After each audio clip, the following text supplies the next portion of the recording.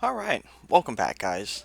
It's time for me to defend Nestride Yumga in a very specific way.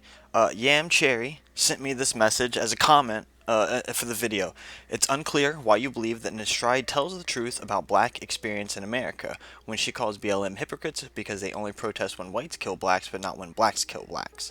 She misses the point entirely that George Floyd's death is a symptom of the racial hate of black Americans. This isn't to say that racism is the only issue facing black Americans, but then why do you expect BLM not to address one issue unless they can address all issues? So this person is getting ready to pull a very common left tactic that if you can't address one thing if you can't address all things, right? So watch this whole next paragraph. Can domestic violence against women not be addressed because there are men who get abused? Classic left tactic. Can child trafficking not be the focus of an advocacy group because there are children who bully other children on the playground at school? Another classic leftist tactic. And now the issue of racism against black Americans should not be pointed out until the day when no black person is killed or victimized another black person. No. No, no, no, no, no, no, no. See, you're trying to confuse these things with one another. That's not how this works. But good try. I see it though.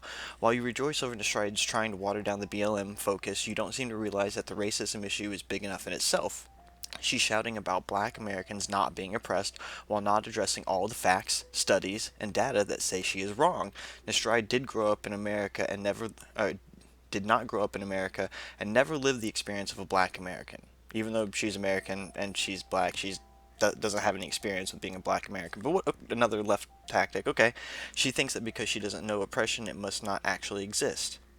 Okay, Nestride's rant pleases the white Americans who search for anything that deny our history of racism against blacks. The fact that a black woman denies our history makes the white deniers feel that an expert has spoken.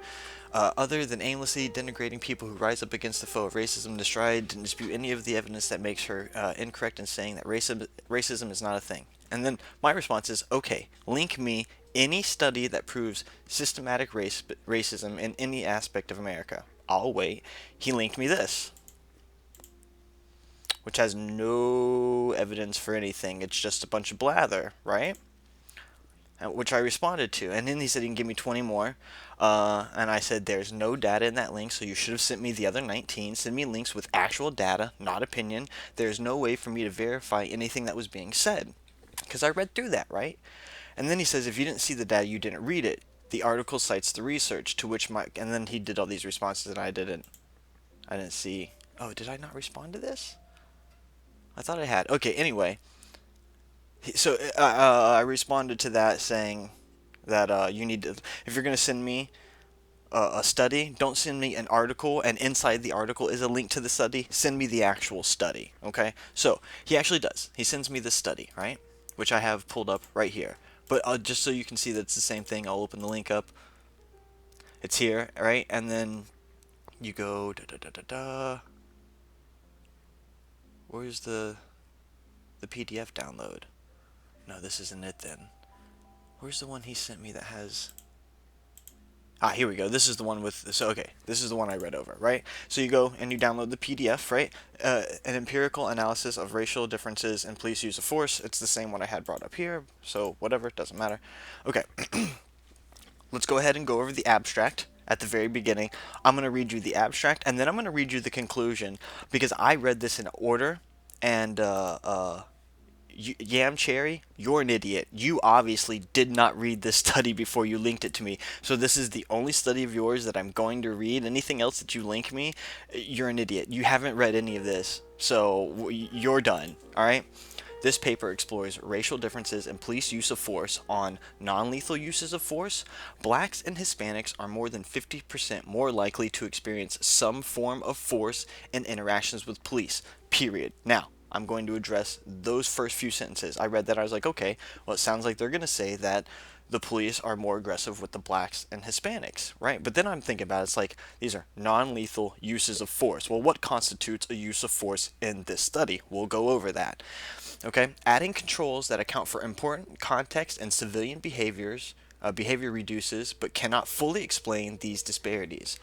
On the most extreme use of force, officer involved shootings, right? So most extreme use of force is an officer pulling out his gun and shooting it, we find no racial differences in either the raw data or when contextual factors are taken into account. So, in less than the very first paragraph of the study that you send me, which you obviously didn't read, says that there are no racial discriminators and the most lethal uses of force in all of the data that is being used in this study. Why did you send this to me? Why didn't you read at least this one page before you sent it to me?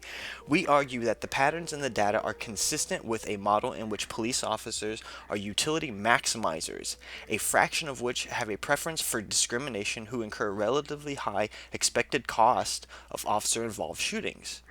Okay? Before I go through, because I wrote down very specific key points that I wanted to talk about through this huge, long study where at a point they even give you the math. And this is what I'm looking for. If you're going to link me something, link me things that are like this, the actual study, because this is what I want to read over. And the reason, what's your name? Dumbass Cherry. The reason that I'm not going to read anymore is because I went and read through all of this to find out that you hadn't, so you don't get to waste any more of my time. But for those of you who don't want to watch the entire thing, let's skip ahead to the conclusion. They're going to boil all of this down for us, right? It's great. It's so great. I love what they say in this. It's so good. Okay. Conclusion. The issue of police violence and its racial incidents has become one of the most divisive topics in American discourse.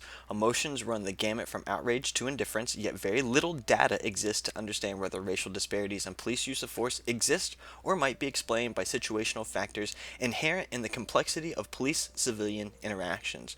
So, in this very first two sentences, they're saying, meh, or first three, however many sentences, they're like, there's not enough data to say whether it's just because of how complex the situation is when a police officer involves with a civilian or if it's actually based on race. Oops. Beyond the lack of data, the analysis of police behavior is fraught with difficulty, including but not limited to the reliability of the data that does exist and the fact that one cannot randomly assign race. With these caveats in mind, this paper takes first steps into the treacherous terrain of understanding the nature and extent of racial differences in police use of force and the probability of police interaction. On non-lethal use of force, there are racial differences, sometimes quite large in police use of force even after accounting for a large set of control designs to account for important contextual and behavioral factors at the time of the police-civilian interaction. Pause. Before we continue on, I'm going to go back up to page 7. Alright, perhaps the most novel component of the data that officers are required to document which of the following 7 uses of force, if any, was used, if any. So these are the way that they're saying there is use of force. So if you put your hands on the person you're as a police officer, you put your hands on the person you're having contact with, that is use of force. So the moment you touch them, you become part of this data set. Force to a wall, put them in handcuffs, draw your weapon, push to the ground, point a weapon, pepper spray, or strike with a baton are also all included in that. So when they talk about this in the conclusion, let me scroll back up to, no, it's down here because right now we're in the math. Okay. So when they talk about police use of force, they could be talking about something that is as simple as them touching the person. Okay? So, with the caveats in mind, this paper takes first steps to the treasure train of understanding the nature and external racial differences in police use of force and the probability of police interaction. On non-lethal uses of force, there are racial differences, sometimes quite large, in police use of force even after accounting for a large set of controls designed to account for important contextual and behavioral factors at the time of the police-civilian interaction. Interestingly, as a use of force increases from putting hands on a civilian to striking them with a baton, the overall probability of such an incident occurring decreases dramatically, but the racial difference remains roughly consistent. Even when officers report civilians have been compliant and no arrest was made, blacks are 21.2% more likely to endure some form of force in an interaction. Yet, on the most extreme use of force, officer-involved shootings, we are unable to detect any racial differences in either the raw data or when accounting for controls. Let's summarize what they just said. That you, as a black person, are more likely to have a lower level of use of force used against you, right? But when you get into the more lethal levels, that is not the case. So they're saying there seems to be racial prejudice for the lower uses of force, right? On non-lethal uses of force, there are racial differences, sometimes quite large, in police use of force, even after accounting for a large set of controls designed to account for important contextual and behavioral factors at the time of police. Interesting. Okay, they're going to go ahead and so normally you would read that and you'd be like, oh, well, that shows that the police are more likely to use some type of use of force against black people, and therefore it must be racially motivated, right? They're discriminating, right? We argue that these facts are most consistent with a model of taste. I had music playing. We argue that these facts are most consistent with a model of taste-based discrimination in which police officers face discreetly higher costs for officer-involved shootings relative to non-lethal use of force. Basically, they're saying that this isn't racially motivated. It's that they are quicker to use a lethal use of force than to go hands-on because of the chance of if they don't go with a lethal use of force, they can be hurt quicker. It's more likely that they will become hurt. The cost for officer-involved shootings. Okay, this model is consistent with racial differences in the average returns to compliant behaviors. So, if you're compliant, you're less likely to have any of these uses of force used onto you, right? The results of our test of discrimination based on Knowles, Perisky, and Todd 2001, and Anwar and Feng in 2006, and the fact that the odds ratio is large and significant across all intensities of force, even after accounting for a rich set of controls. In the end, however, without randomly assigning race, we have no definitive proof of discrimination. Our results are also consistent with mismeasured contextual factors. As police departments across America consider models of community policing such as the Boston 10-Point Coalition, body-worn cameras, or training designed to purge officers of implicit bias, our results point to another simple policy experiment. Increase the expected price of excessive force on lower level uses of force. To date, very few police departments across the country either collect data on low-level uses of force or explicitly punish officers for misuse of these tactics. The appealing feature of this type of policy experiment is that it does not require officers to change their behavior in extremely high-stakes environments. Many arguments about police reform fall victim to the "my life versus theirs" or versus them mantra. Holding officers accountable for the misuse of hands or punishing individuals on the ground is not likely a life or death situation, and as such may be more amenable to policy change. So they're saying that the way for them to address the issue of what they see as a discrimination of race and the lower level use of force is to have some type of accountability there for the police officers. That way they don't have to change it for the higher level uses of force where they don't find racial discrimination. Here, these last two paragraphs, this is the kicker, right? The importance of our results for racial inequality in America is unclear. It is plausible that racial differences in lower level use of force are simply a distraction, and movements such as Black Lives Matter should seek solutions within their own communities rather than changing the behaviors of police and other external forces. You know what they just said? Black community, take responsibility for your own actions and don't blame the police or others. Much more troubling, due to their frequency and potential impact on minority belief formation, is the possibility that racial differences in police use of non-lethal force has spillovers on myriad dimensions of racial inequality. For instance, blacks use their lived experience with police as evidence that the world is discriminatory. Then it is easy to understand why black youth invest less in human capital, or black adults are more likely to believe discrimination is an important determinant of economic outcomes. Black dignity matters. Not one point in here, you read through the whole thing, do they say anything about there being any type of, one, systematic racism, and two, the evidence shows that it's more likely that you're going to have a non-lethal use of force because you're not being compliant. And then at the very end, they say that it's your own fault for not taking responsibility from yourselves. There are a few other things that made me want to discredit this thing in the very first place. So let's go through those. The data, we use 4 sources of data. Not ideal. So when they start talking about the data that they're using, several words in, they say that the data they're using is not ideal. Oops.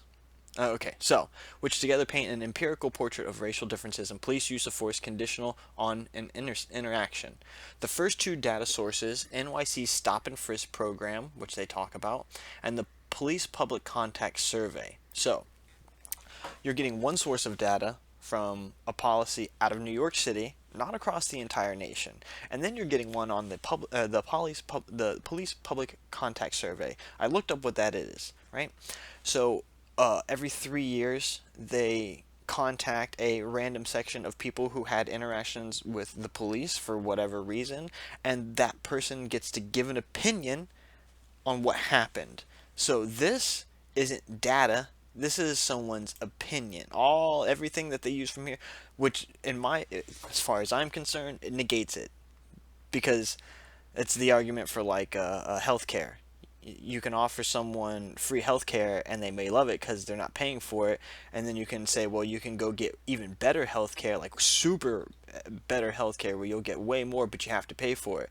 To them, that may not be good, even though categorically it is better because they have to pay for it. So this is wrong. The other 2 data sets, event summaries of officer involved shootings in 10 locations.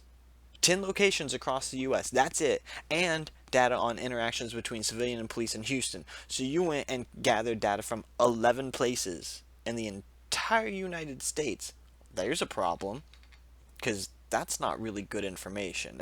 It is not a consistent cross section of America, right? Here's the police public contact survey. The main advantage of the PPC data is that, unlike any of our other data sets, it provides the civilian's interpretation of interactions with police. These people had some type of interaction with the police, and if we even go and say generously that 50% of them had an interaction where they were not the criminal and then gave their interpretation of it, it doesn't matter to me. That's just your interpretation. It's not facts, okay? Let's go down a page to subsection C. Here, 2 pages down. There are no systematic data sets which include officer-involved shootings along the demographics and where did I have it? Oh, here, this is where, these are the 11 places that they do. Boston, Camden, New York City, Philadelphia, Austin, Texas, Houston, Los Angeles, 6 Florida counties, and Tacoma, Washington. 3 of these places didn't check in. New York City, Philadelphia, and Tacoma. So even though they say it's based off of 10 locations plus Houston, they don't actually get the information from here. So, alright, so there's one. Page 12. Okay, so this is a data set on officer-involved shootings. To create a data set of these narratives, a team research assistant reads each summary, and here's what they're basing things on. 6 categories: suspect characteristics, suspect weapons, officer characteristics, officer response reason, other encounter characteristics, which seems very vague, and location characteristics. When you scroll down to, where is it?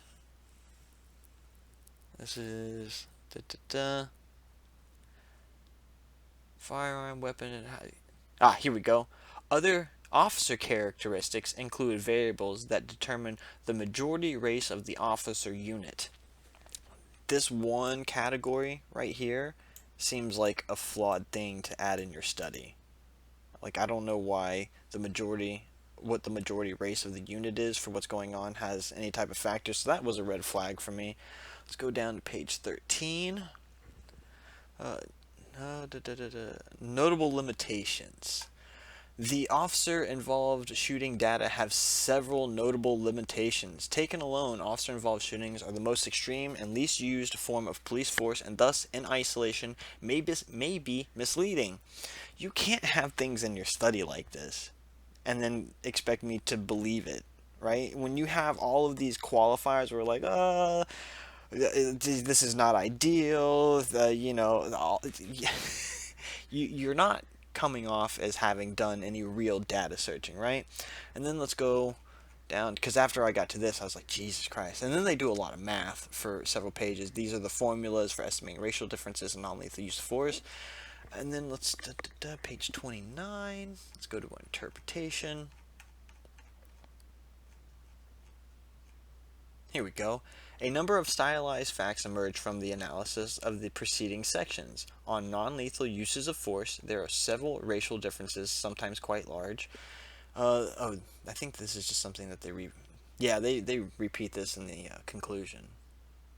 Yeah, this is just that non-lethal seems to have a racial bias, and extremely lethal uses of force don't. So, alright, Cherry, you're wrong. I was going to read through all the other articles you sent me, but you're obviously not reading through them yourself. So get fucked. Start educating yourself before you start talking about opinions, because this is just you speaking out of your asshole. You're talking about how she doesn't know anything. You don't know anything. We'll see you in the next one, guys.